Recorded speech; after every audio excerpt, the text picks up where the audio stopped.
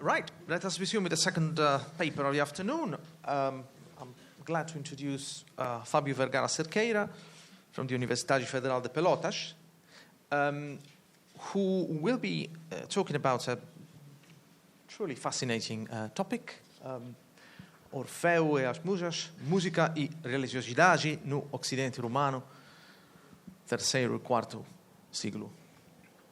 Thank you very much indeed. Bem, boa tarde. Gostaria de iniciar falando da minha felicidade de estar participando aqui desse evento, graças ao prestigioso convite feito pela colega Cláudia Beltrão, pelo professor Federico Sant'Angelo, de Newcastle. Estou muito feliz em estar aqui no Rio de Janeiro, nossa capital imperial, aqui na Unirio. E talvez alguns se perguntem, que estão acostumados a ver a minha produção associada mais aos vínculos entre iconografia e música num contexto grego, arcaico e clássico, em proto-helenístico, né? Aqui, agora, trazendo um tema que avança um punhado, aí, uma meia dúzia de séculos, né? Que, sem dúvida, é arriscado, visto que o meu domínio das fontes para esse período é muito, muito inferior àquele quando 6 séculos antes. Contudo, quando se trabalha com a música grega antiga, uma parte significativa das fontes datam de século II e século III, né?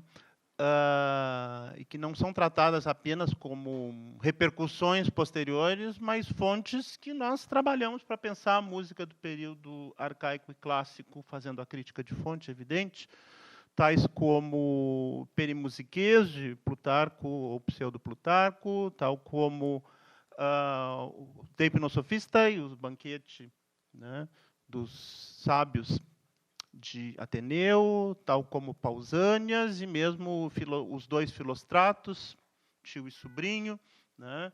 E, se formos pensar na contribuição da parte de teoria e pensamento musical mais abstrato, né, o grosso da produção com referência à teoria musical grega, mesmo que haja autores de séculos anteriores, se concentra entre o século II e o século III. Se formos pensar na materialidade musical no que diz respeito à notação musical, aos textos musicais, mesmo que haja alguns com datação AC, tais como os hinos de Apolo ou o epitáfio de Céiquilos, o grosso atualmente são 65, 66 textos com notação musical, o grosso é do período imperial. Então, o estudo da música grega antiga, ele tem uma passagem inevitável pelo período do Império Romano, o que acaba nos colocando em contato com frequência com fontes que não são o alvo direto de nossa pesquisa, mas que despertam uma curiosidade acumulada. Essa curiosidade acumulada acabou gerando o interesse meu por estudar algumas temáticas iconográficas que dizem respeito a uma pós-vida ou uma tradição de longa duração de séries iconográficas referentes a personagens mitológicos musicais, certo? Eu já tive a oportunidade, em outros estudos, de trabalhar com a iconografia de Aquiles Músicos, né? No período imperial. Já tive a oportunidade, com menos profundidade, de trabalhar com a iconografia relativa a Márcias, né? E venho observando há algum tempo material iconográfico do período tardio relativo às musas e Orfeu. Então, conversando com a Cláudia, pensei na oportunidade de trazer esse assunto. No entanto, o que eu vou trazer para vocês não tem ainda o acabamento de um estudo mais avançado. Eu vou, num primeiro momento, trazer um material iconográfico e vou propor algumas problematizações, algumas conexões, alguns enfoques para interpretar esse material.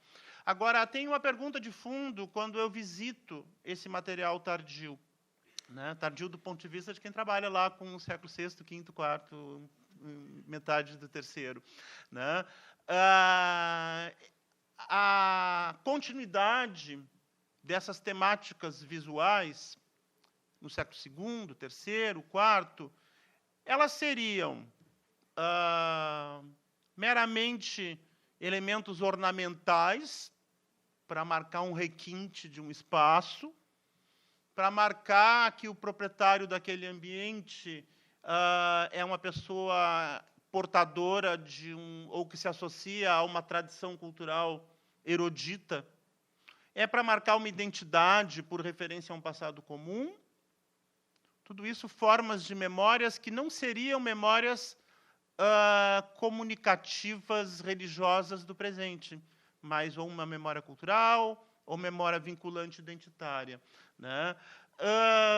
Ou, uma última hipótese, a presença dessas imagens teria uma vigência de significação contemporânea nas sociedades que a estão produzindo. Elas seriam simplesmente uma imitação para mostrar que é culto, porque é bonito, ou tem um simbolismo da sociedade presente, século II, principalmente III e IV, em se falando dos mosaicos, ou, mais do que simbolismo, tem uma eficácia mágico-religiosa. Então, essa é a pergunta que me move, certo? Então, nós vamos começar, aqui essa imagem é já bem conhecida, certo? Começar um pouquinho com as musas, depois eu passo para Orfeu, mais Orfeu do que musas a gente vai ter. Por isso eu começo com as musas, que vai ser pouquinho. Isso aqui, então, é Tunísia, né? Esse mosaico nos mostra Virgílio sentado ao centro, entre duas musas, certo? Ele tem ali aberto, né, os versos iniciais, né, da Eneida, certo? Onde, então, ele fala, escreve, né, Musa mi causas memora conumini leso. Musa, lembre-me as causas pelas quais a divindade foi ofendida. Né? Então, aqui quer dizer o quê? Uma vinculação a uma tradição literária, um elemento identitário, olhando para o Virgílio, ou quem sabe a gente olha para as musas, será que algo da vida cultural da cidade? Ou pode ser mais que isso, a presença das musas pode ter algo mais, certo? Então, nós, na verdade, temos um conjunto significativo de mosaicos, né, representando musas. Né? Aqui, então, a completude das 9 musas. Neste tapete de entrada do triclinium, da Vila Lusitana de Torre de Palma, datada de finais do século III ou princípios do século IV. Né? É um tema que se repete em mosaicos dispersos em diferentes regiões do Império e que se inspira na iconografia de sarcófagos do século III. Tema estudado, por exemplo, por Janine Lanchat. Nós encontramos mosaicos desse tipo em outras regiões das províncias ocidentais. A gente pode ter vários exemplos na Tunísia, mas aqui eu trago um exemplo de Trier, certo? Então, região do Reno. Retratos aí das 9 musas, então, provenientes de Augusta Treverorum, antiga Trier, né, atual Trier, né, conservado no Rheinisches Landesmuseum, datado aí desse período do século III e IV. Bem, Lanchat faz um levantamento e aponta que na Península Ibérica, os sarcófagos itálicos do século III, com coro de musas no friso frontal, foram encontrados, por exemplo, em Mursa e Tarragona. Então, ela propõe uma relação entre a iconografia de sarcófagos e de mosaicos de coro das musas, na qual a iconografia dos mosaicos seria tributária da iconografia dos sarcófagos. Então, mosaicos semelhantes a esse de Torre de Palma foram encontrados na Espanha, em Itálica, em Torralba, em Arrones e, recentemente, em Saragoça. E no norte da África, em Bula Rédia. Lanchard inventariou, então, ao todo, 36 mosaicos nas províncias ocidentais com temas associados às musas. Certo? Ela propõe que isso tenha um significado associado a duas coisas, ao ideal de músico Zahner, certo? Que seria muito mais do que uma pessoa que toca um instrumento musical, mas uma pessoa que se dedica ao culto das musas através de uma associação às atividades intelectuais e artísticas, seja pela prática, pela promoção, pelo desfrute, certo? E, de modo que ter um mosaico desses em casa é uma forma de se vincular a essa imagem, essa ideia de músicos aner. E, mais do que isso, um componente religioso daquilo que lá atrás estudou o Boyancier, né, o chamado culto às musas, que é a crença de que aquele que se dedica às musas em vida pode desfrutar dos favores, dos benefícios, dos privilégios das musas para ter um além-túmulo, uma vida pós-morte mais confortável, certo? Mas, bem, há um outro conjunto importante de produção de imagens, novamente com personagens musicais, né, e com vinculação, visto que, em boa parte da tradição, Orfeu é apontado como filho de uma das musas, Calíope, a outra proposta de maternidade, mas o mais recorrente é Calíope, certo? E a biografia de Orfeu tem vários momentos em que se tem, principalmente na morte dele, o papel importante das musas, certo? Então, há esse outro tema que eu quero trazer e depois, na conclusão, eu vou botar um pouco os dois em paralelo, certo? Então, aqui eu trago um exemplo de um mosaico que está em Mainz. Coloco ele no sentido que é um mosaico que não está publicado no último dos catálogos, que é um catálogo de 1997, de uma autora chamada Jesnik, certo? Que nós vamos, em alguns momentos, frequentar este catálogo, que é o mais atual, mas como esse sarcófago foi descoberto na mesma época em que ela estava produzindo seu catálogo, ele já se encontra restaurado, vocês percebem que a parte mais escurinha nele são os elementos originais, a parte mais clara é a reconstituição, certo? Ele reconstitui o Orfeu, inclusive muito inspirado no Orfeu do mosaico da Sardenha, de Caligari.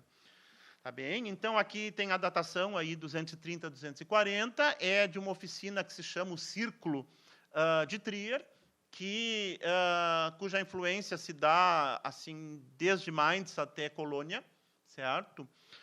E eu trago como exemplo desta série, certo? De mosaicos que, no catálogo, então, da Ilona Julia Jesnik, ela traz 103 entradas, mas ela consolida um número de 85 mosaicos. Esse número já está maior, porque, fora esse de Mainz, tem outro na Turquia, descoberto mais recentemente, tem mosaicos descobertos mais recentemente. De qualquer modo, é o catálogo com a numeração mais elevada de mosaicos, certo? Ela descarta 18 por razões diferentes. Catálogos anteriores, muito importantes, né? O de Paniagua, né? Espanhol, na década de 70, e na década de 50, o do francês Stern. Avançando, né? Quanto à figura de Orfeu, né? Bem, antes disso, assim, estes catálogos, eles trazem esses mosaicos romanos de Orfeu, o que eles trazem fundamentalmente como narrativa?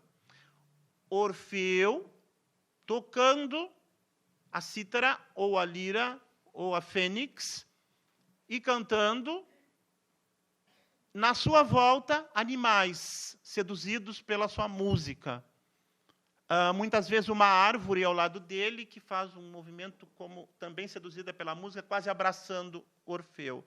Os animais são tanto animais naturais, quanto animais fantásticos. Às vezes são só naturais, às vezes misturados. Por vezes são acrescidas outras figuras. Num período tardio, a gente tem o acréscimo combinado de Pan e de um centauro. Inclusive, em que não é um vaso, que é uma sigilata, que eu mostrarei aqui. O Orfeu está no momento que ele não está tocando, e naquele momento Pan e Centauro estão tocando, fazendo um duo de sopro com a flauta de Pan, e o Centauro tocando um aulus frígio, né, um duplo tubo, certo? Bem, muito rapidamente, talvez os estudantes não conheçam o ciclo de Orfeu, certo? Então, Orfeu ele nasce, segundo a narrativa predominante, de Calíope e Apolo. Ele recebe a lira de Apolo, a mesma lira que Apolo havia recebido de Hermes, certo? Aí ele se torna músico. Ele vai aparecer depois junto aos argonautas. Eu estou fazendo uma bricolagem, certo? Essas narrativas, elas aparecem em momentos diferentes, mais completas, menos completas, fazendo uma bricolagem do mito, mas assim, do jeito que eu estou contando, talvez só o Ovídio, né? Então, ele acompanha os argonautas, e os argonautas conseguem atravessar o estreito onde estavam as sereias, né? Aquelas entidades, metade humana, metade aves, cuja música chamava as embarcações para os rochedos, e lá os marinheiros todos morriam, e ele enfrenta, é o primeiro enfrentamento dele contra a morte, ele enfrenta o canto das sereias, e os argonautas conseguem passar. Então, somente Ulisses e os argonautas, graças a Orfeu, conseguiram ouvir a música das sereias e passar, incólumes, certo? Bem, depois o que nós temos? Nós sabemos da paixão dele por uma mulher. As fontes mais tardias vão dizer o nome dessa mulher, que é Eurídice, as fontes mais antigas não dizem o nome dessa mulher. Ele, desesperadamente apaixonado por Eurídice, com o poder da sua música, que já havia derrotado as sereias, ele vai ao reino de Hades e, cantando, ele convence as divindades ínferas a lhe permitirem que trouxesse de novo à vida Eurídice. No meio do caminho de volta, ele fraqueja e olha para trás, o que ele não podia fazer. E aí Eurídice vira pedra e morre pela segunda vez, certo? Eu pulei uma passagem, ele é da Trácia, certo? Ele talvez fosse um sacerdote, talvez fosse um mago, e que tinha conhecimentos ligados ao deus Dioniso no que diz respeito à parte salvífica, à parte escatológica das esperanças pós-morte.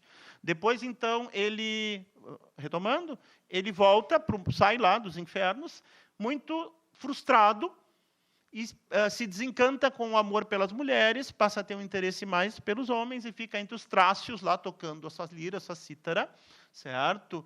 E, pois bem, isso teria causado, talvez, a indignação das mulheres trácias. Segundo uma outra versão, seria as bascantes. Ele acaba morto. É uma morte extremamente violenta.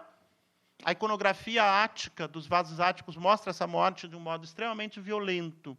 E, pois bem, após a morte, o seu corpo espedaçado, a sua lira e a sua cabeça rolam por um rio, vão parar no Mar Negro. Do Mar Negro, elas vão para o Egeu, e lá vão parar nas margens da praia associada à capital de Lesbos, Medímine. Apolo recolhe a lira e cria um santuário onde se instala o oráculo da cabeça de Apolo, certo?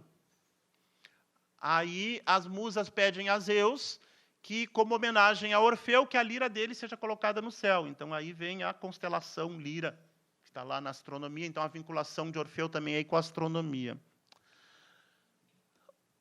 A iconografia Ápula mostra Orfeu com um traje sacerdotal trácio no mundo infernal, associado aos mortos, fazendo essa colaboração a esses iniciados para ter uma vida melhor após a morte. E aí eu não contei a parte principal, que é a que aparece nos mosaicos, que é o quê? Principal para o nosso trabalho aqui. A música dele, que ele tocaria depois de ter voltado dos infernos, e ele cantaria um lamento triste, que era o lamento da perda de Eurídice. essa música teria o poder de encantar a natureza e chamar para sua volta os animais domésticos e selvagens, as plantas se atraírem, as rochas se atraírem, os próprios têm uma narrativa que até as ondas do mar elas vão na direção de Orfeu, tal o encantamento da natureza por esse canto. Bem, essa temática iconográfica ela é ausente do arcaico, do clássico, do helenístico e do inicial romano. Ela aparece, quando é que ela aparece por primeiro? Nas pinturas de Pompeia, certo? Essa narrativa iconográfica. No entanto, alguns interpretam um vaso do século VI de figuras negras conservado em Heidelberg como já sendo uma manifestação que é um citaredo tocando entre duas aves. Eu não vejo necessidade. Mas Íbicos, que é contemporâneo a esse vaso, já traz a narrativa no século VI, né? Muito curtinha, mas já traz dessa atração dos animais. Então, a história já era conhecida. Mas, assim, entre uma história ser conhecida oralmente, literariamente, e ser produzida visualmente, essas coisas têm uma certa independência, não são sempre automaticamente mecânicas. Tá? Então, o que a gente tem a partir do século II é o quê? Um boom do interesse pelo Orfeu atraindo os animais. Tá? Como eu falei, aí são 85 mosaicos, mas isso não se restringe a mosaicos. Tá? E nos mosaicos, os estudiosos classificam 3 tipos de Orfeu. O Orfeu que nós temos aqui, que é o Orfeu grego, que tem este modelo, que ele tem o torso nu e o manto jogado sobre as pernas, certo? Então, uma boa parte do corpo nu. Ele é o que aparece por primeiro no século II. O Stern entendia que esse modelo era só do século II. Mas a Gesnick ela vê esse modelo indo até o século IV. Mas, na virada do terceiro para o IV, surgem, então, 2 outros modelos. Por primeiro, o chamado Orfeu Trácio, em que ele está vestido um pouco semelhante ao Orfeu que aparece para nós nos vasos ápolos. Não sei quem tem essa imagem, certo? Aqueles grandes vasos ápolos que estão hoje em vários museus europeus, em Pompeia, em Karlsruhe, em Munique. São as cenas do The Underworld Painter, né? do mundo subterrâneo. E, então, é o Orfeu sacerdote, certo? O sacerdote Trácio, que também tem um componente de mago, e vinculado ao que? O elemento salvífico, ao elemento dos conhecimentos de salvação pós-morte, ligado à sabedoria que ele tinha dos ensinamentos quanto aos favores de Dioniso, com relação ao pós-morte. O primeiro, que é o grego, é mais ligado ao Apolo frígio. Todos eles sempre têm o barrete frígio, certo? Bem, o terceiro modelo, aqui a gente tem uma variante desse segundo, tá? Que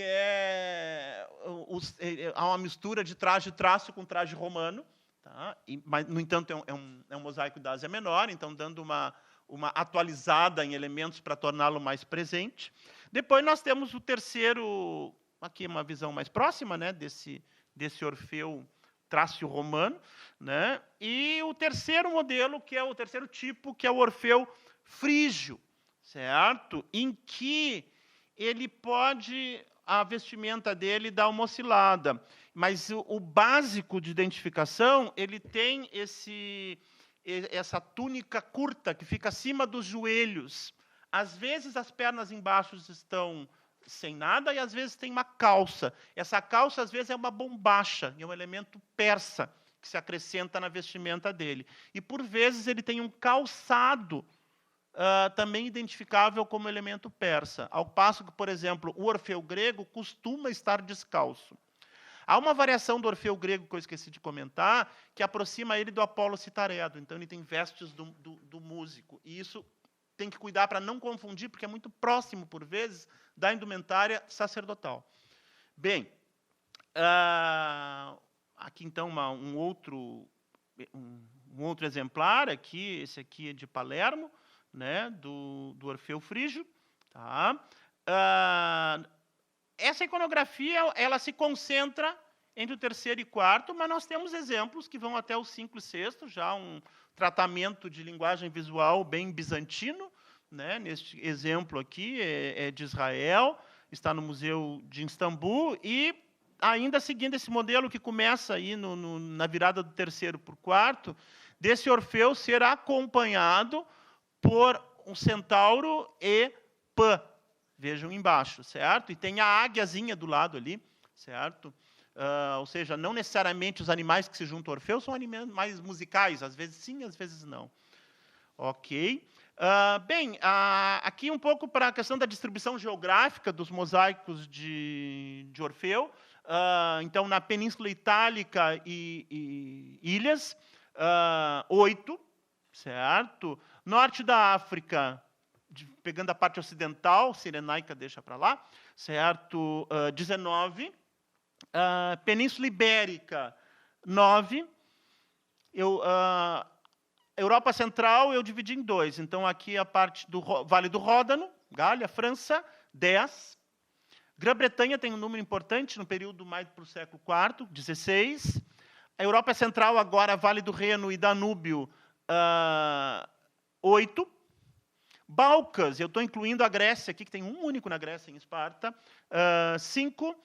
Oriente Próximo e Ásia Menor, aqui eu estou incluindo as ilhas do Egeu, ali que costeiam a Turquia, estou incluindo Chipre, e estou incluindo o corredor sírio-palestino, 14, certo? E norte da África, parte ocidental, antiga Cirenaica, 2.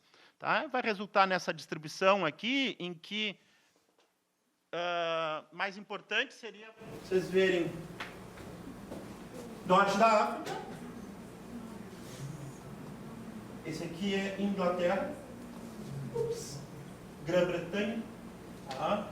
Uns números mais importantes. Tá? E depois é um pouco parelho, né? França com 10, Península Ibérica com 9, o outro com 8. Mas é mais interessante olhar esse gráfico. Eu acho que esse gráfico é mais claro. Certo? O azul é o quê? Províncias ocidentais. O, sei lá, laranja, o que é aquilo, províncias orientais, e o cinzinha, Itália, certo? Então, a matriz, eles começam pela Itália, esses mosaicos, eles depois vão para o norte da África, depois vão fazendo assim um movimento do relógio, é o que propõe a Gesnick, certo? Que é um movimento do relógio até chegar no norte da África, de novo, mas aí Cirenaica. Né? Então, mas vocês vejam que a concentração ela é significativamente maior nas províncias ocidentais. Ok? Questão da popularidade e crenças relativas a Orfeu, testemunhadas sobre suportes iconográficos variados, inclusive nas artes menores. Então, não se limita aos mosaicos. Passando rapidinho aqui, esse aqui é do século IV, é um relevo de identificação variada, pode ser pé de mesa, pode ser elemento de fonte ou funerário. A que está mais aceita é pé de mesa, certo? Então, a gente tem um Orfeu ali e um monte de animais na sua volta, né, com destaque está em Atenas, no Museu Bizantino, tá? Com destaque, então, ao macaquinho que tem na frente, bem em cima da cítara, se repete em alguns outros, esse macaquinho, certo? Nós temos do lado um outro exemplar, que é de Leptis magna, na Líbia, certo? Na parte oriental da Líbia. Então, a datação é parecida dos dois, quer dizer, esse líbio é anterior. Tá? E depois a gente passa para essa cerâmica típica do norte da África, com essas figuras em aplique, certo? Aqui, novamente, datado da metade do século IV até inícios do século V. Nós temos, então, de novo, Orfeu entre animais e uma fauna bem africana ali, certo? Um grande elefante, né? Então, aproximando um pouco da realidade geográfica. Mas a gente pode subir lá para a Alemanha e vamos para a Colônia, para Köln. Temos, então, essa taça, né? É uma sigilata com relevo. Isso aqui está dentro da tradição das sigilatas de Trier, tá? Em que nós temos, então, Orfeu ao centro e todo o conjunto de animais, mas eu quero destacar aqui, né? Vocês vejam lá o centauro tocando aulos, na esquerda. Aqui do meu lado, uma figurinha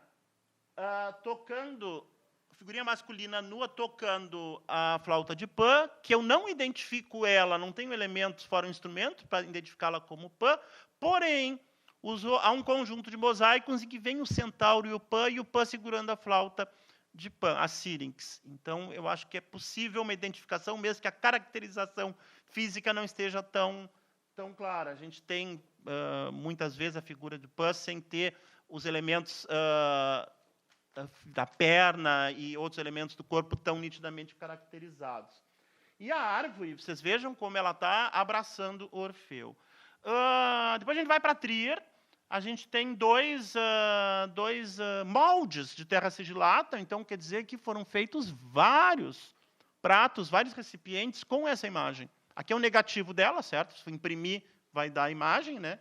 Acho que vocês... Aqui está o Orfeu, né? Às vezes o molde não é muito claro para quem não está com o olho treinado. Certo? Isso aqui vai imprimir, vai dar. E é para produção em série, industrial. Então, essa imagem se propaga. Né? Um outro molde, certo? E esse outro recipiente, que é um jarro cilíndrico, traz um Orfeu com uma combinação de imagens que não é. Né? Aqui é o caso de Apliques, de novo. Né?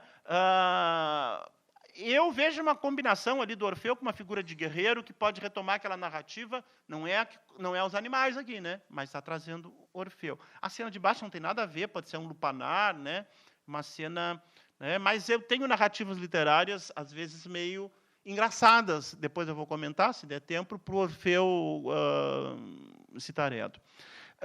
Depois nós temos, num período mais avançado, do quinto para o sexto, uma arte importante de píxides, de marfim, certo? Então, esses recipientezinhos de marfim que mostram, então, novamente, Orfeu entre os animais. Vocês vejam aqui, a gente tem o macaquinho em cima da cítara, a gente tem do lado do macaquinho o Pan, e a gente tem mais abaixo, novamente, repetindo, o centauro. Então, há um gosto bem tardo, arcaico, por botar o centauro e o Pan junto com o Orfeu. Certo? Então, ele avança do quinto para o sexto. Um outro exemplo, vamos seguindo.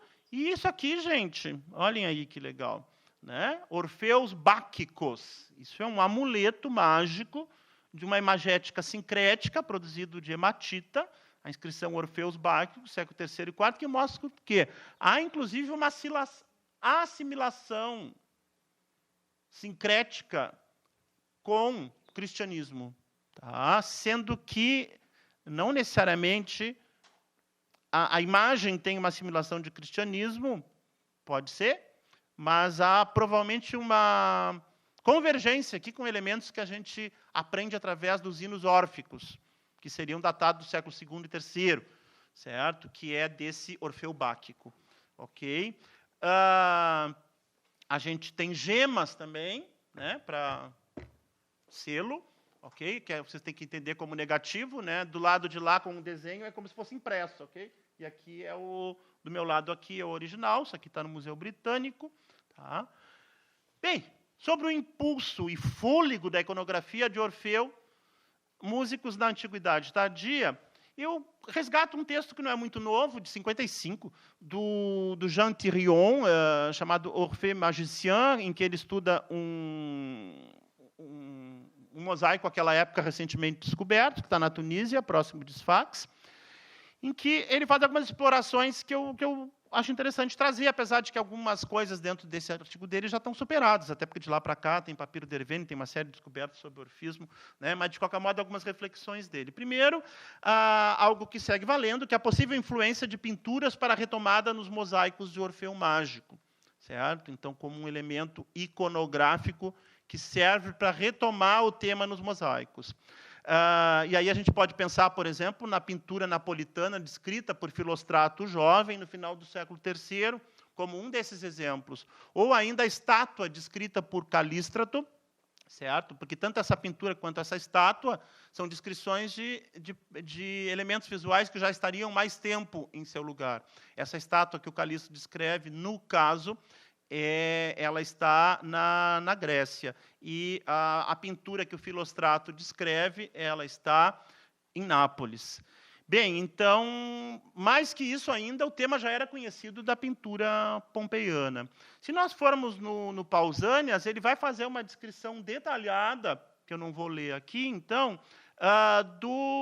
da presença de uma estátua do Orfeu junto ao Santuário das Musas, né, em Tespes, junto ao Helicon, né, e que ali já tem... ele questiona o Pausanias, ele coloca em dúvida, isso é interessante, ele está aí no século II, colocando em dúvida esses aspectos mais místicos relativos às crenças da música com relação ao Orfeu, né? E ele diz que, na verdade, Orfeu teria sido um grande músico e que, por isso, e que a sua música estaria relacionada à descoberta de hemisférios, à questão da purificação, mas ele tira um pouco a significação de mito, coisa que os autores que vêm depois dele não vão fazer, eles vão retomar as significações dos mitos. Calístrato, no século III, então, fala que havia então uma estátua do lado das musas de Orfeu, que indicava o esplendor, a beleza dessa estátua indicava, através do esplendor do seu corpo, a natureza musical da alma, e que ele levava uma lira equipada com o mesmo número de cordas que o número de musas.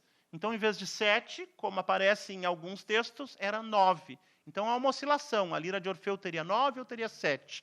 Quando é 9 são as musas, quando é 7 é a questão pitagórica da música celestial, que talvez eu comente mais adiante. Então, vejam, aqui o Calístrato fala que era, na verdade, um grupo escultórico, com uma série de animais atraídos na volta. Então, o tema já estaria presente nessa escultura que o Calístrato vê.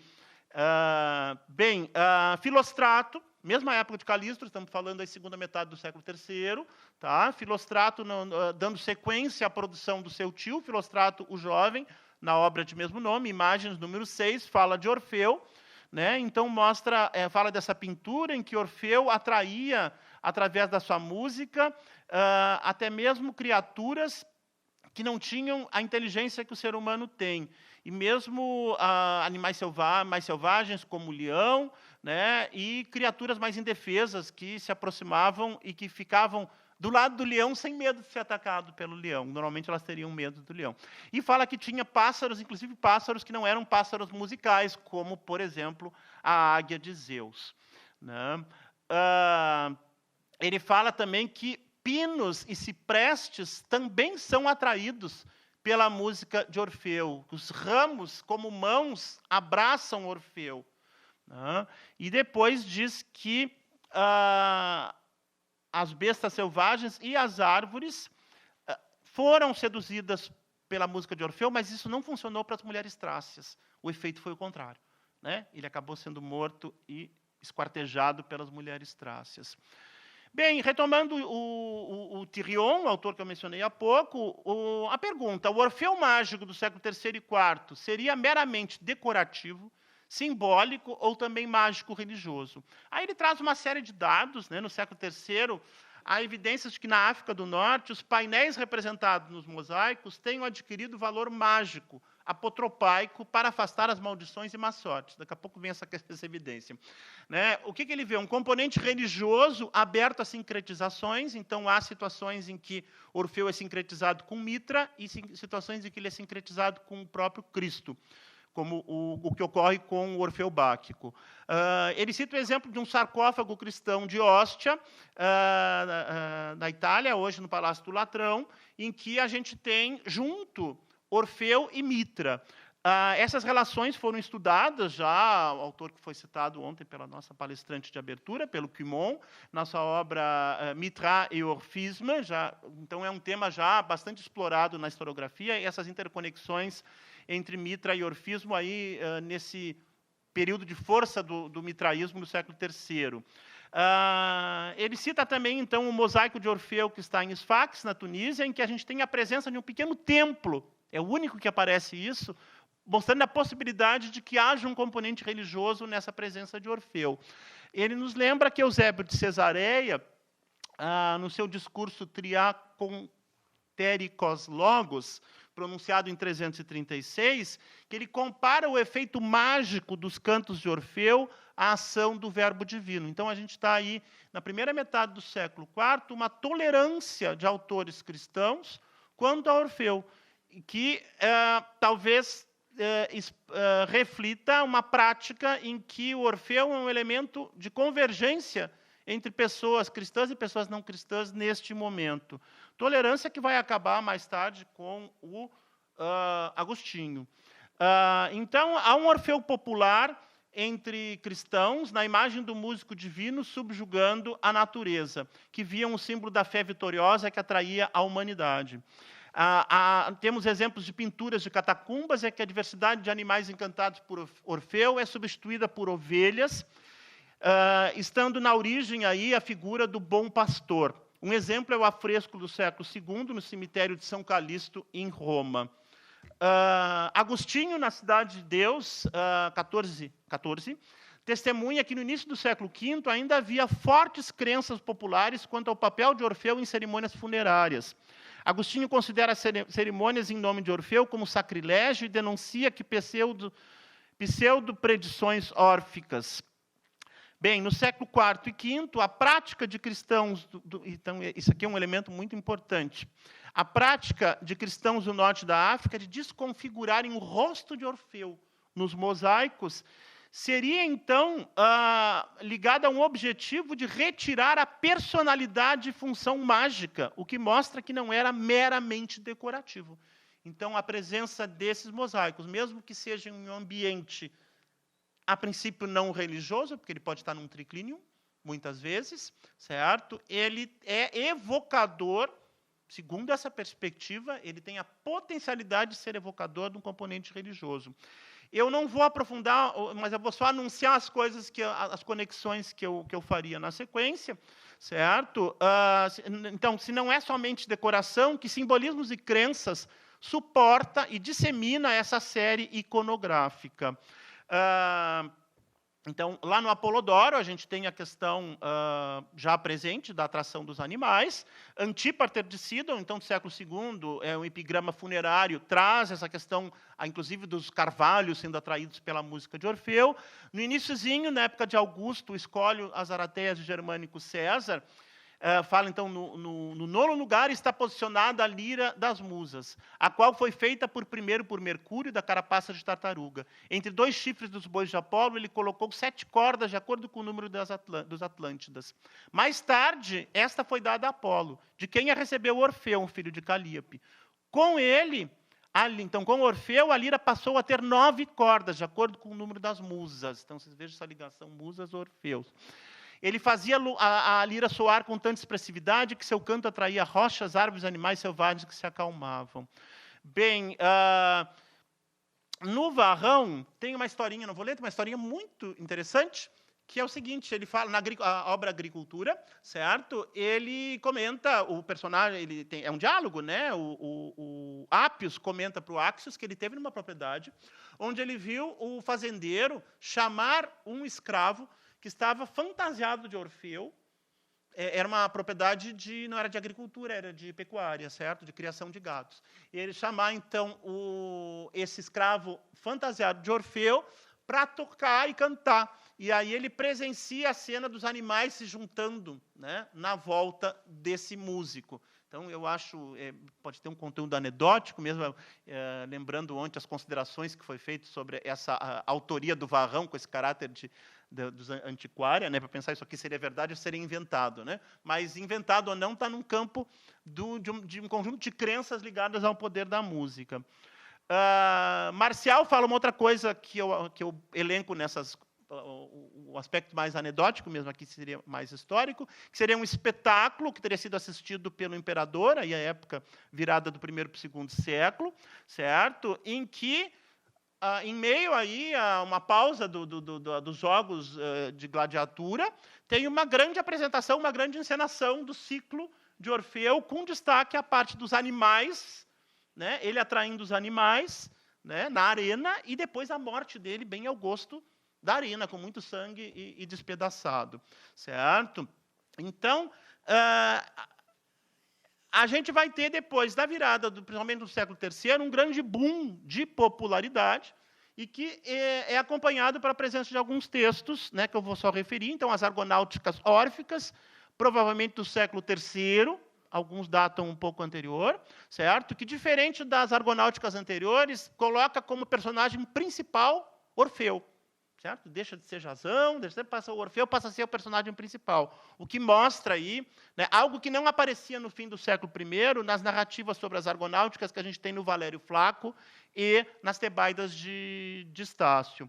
Então, a gente tem uma força religiosa ligada a essa presença, que tem a ver com os hinos órficos, que seriam datados do século II e III, e que, segundo José Ordep Serra, que fez a tradução dos hinos aqui para o nosso idioma, português brasileiro, né, ele entende que isso está ligado a práticas e crenças religiosas ligadas a Orfeu, presentes a essa época, e que elas estavam ligadas a uma performance de canto, de homenagem aos deuses que esses hinos faziam referência, que tinham lugar na sua teologia, e que diz os incensos que seriam usados. Então, outro tema que eu só vou mencionar, que é a ligação, então, com a filosofia e com o neoplatonismo, certo? É um tema que tem muita importância, e aí essa proximidade no neoplatonismo do século V, né? Plutarco de Atenas, Ciriano, Proclus, né? Tem entre aproximar filosofia e teologia. E Orfeu é entendido, então, como o fundador, o primeiro de uma teologia helênica, em oposição a uma teologia bárbara. E aí a briga era exatamente entre crenças, teologia helênica seria a religião grega ou romana, e bárbara seria o cristianismo. E aí o argumento de antiguidade mitológica de Orfeu era uma espécie de argumento de autoridade para se contrapor à teologia bárbara, que seria, então, o cristianismo. Né? Esse autor aqui, Chelsky, analisa bastante essa relação entre orfismo e neoplatonismo, certo? A questão do pitagorismo é outra questão muito importante, que ela tem toda uma apropriação romana na era pré-Augusta, ali, fim da República, em que, seja em Varro, seja em Varrão, seja na República de Cícero, a confiar, então, na fonte do Macróbio, né, o sonho de Cipião, em que tem toda uma mística astronômica e matemática pitagórica da relação entre a música das esferas e, como músico, aquele que se dedica às músicas, musa seria beneficiado após a morte. Então, isso vai ser retomado no século IV, né, em autores como Jâmblico, na vida de Pitágoras, e principalmente Macróbio, nos comentários ao sonho de Cipião, já aí entrando no século seguinte, no século V. Né? Então, tanto em Macróbio como em Jâmblico, a gente vai ver a relação entre o valor dessa música pitagórica e a escatologia, a crença após a morte, o que converge com o papel de Orfeu da religião órfica. Aqui, então, caminhando para o final, tem um dos hinos órficos que eu quero destacar, ali está em numérico, está errado, que falta bem pouquinho, falta 2, que ele diz todo o que a gente pressupõe para os hinos órficos, porque ele, em vez de estar falando de como é que vai ser depois, ele diz que aquele que seguir bem o que recomenda, Orfeu, vai ter uma vida longa e feliz. Então, também, o olhar para que aquele que vai ser beneficiado, então, não é só o além, também é o aqui, certo? Então, para Ordep de Souza, Ordep Serra, é inegável que tenha havido, em torno de Orfeu, um complexo de crenças e práticas de cunho religioso, que não formavam uma doutrina dogmática rígida, mas tinham um fundo comum, certa correspondência, alguma estrutura que varia conforme a região, conforme o tempo, né, e que estava lá no período arcaico clássico, e depois tem uma retomada, né, muito forte no período tardio. Então, aí tem a questão da necessidade de purificação e sacrifícios. O iniciado seria poupado dos sacrifícios infernais que esperam os impuros. Ele desfrutará da beatitude eterna entre os bem-aventurados. Então, a forte presença de Orfeu nas artes do século III e IV, invadindo o século V, refletem esse complexo de crenças, sobretudo reportando ao lugar de Orfeu na escatologia, bem como ao simbolismo que a música presente na iconografia tardia de Orfeu e das musas evocava, de uma pertença a um grupo bem educado, ao ideal de músicos Arner, grupo que desfrutava de proteção e privilégios do pós-mortem.